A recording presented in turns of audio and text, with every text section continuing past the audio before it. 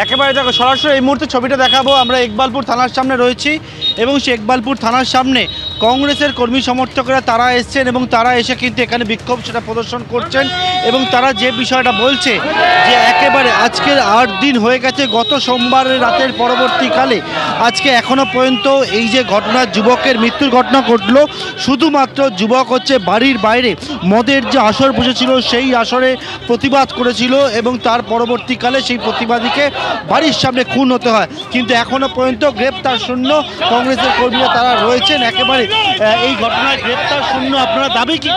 এখানে আকিব গুলজার আছে, প্রদীপ প্রসাদ রয়েছেন, আমরা সবাই আছি কংগ্রেসের পক্ষ থেকে। দাবি একটাই, আর কতদিন এই ক্রিমিনালদের আর ধরতে পারবেন না সেটা পুলিশ লিখিত দিন আমাদের।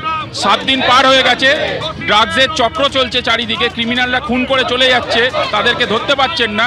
পুলিশ প্রশাসন কোথায়? থানা না ব্যাংকোয়েট, বুঝতে অসুবিধা হচ্ছে।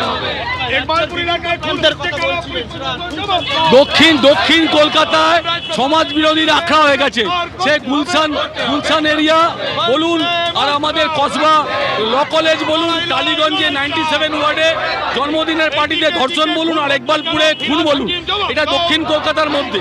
দক্ষিণ কলকাতায় আমরা পুলিশ কি নাকে সরষের তেল দিয়ে ঘুমাচ্ছে? এখনো পর্যন্ত অপরাধীরা গ্রেপ্তার হয় না কেন?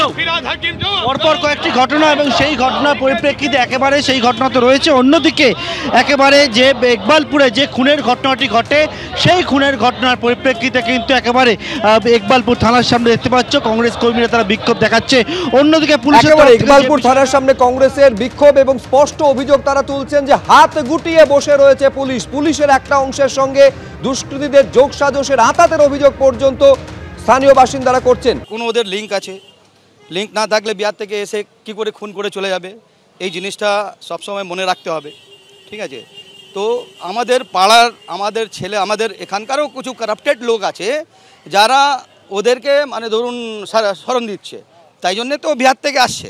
তো ফার্স্ট অফ অল যে ওকে নিয়ে আসছে ওকে ধরতে হবে।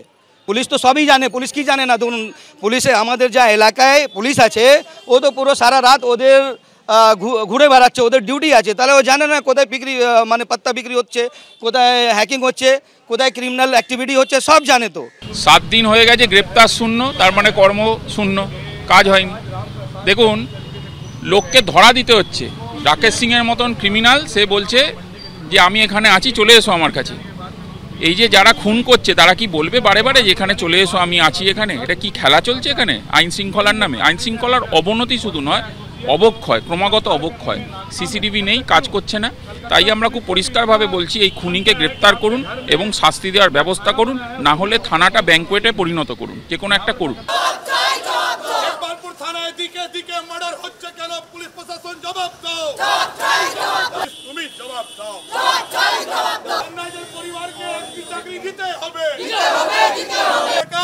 राम धनराज प्रसाद मरा है, उसके घर में उसके और 2 भाई है,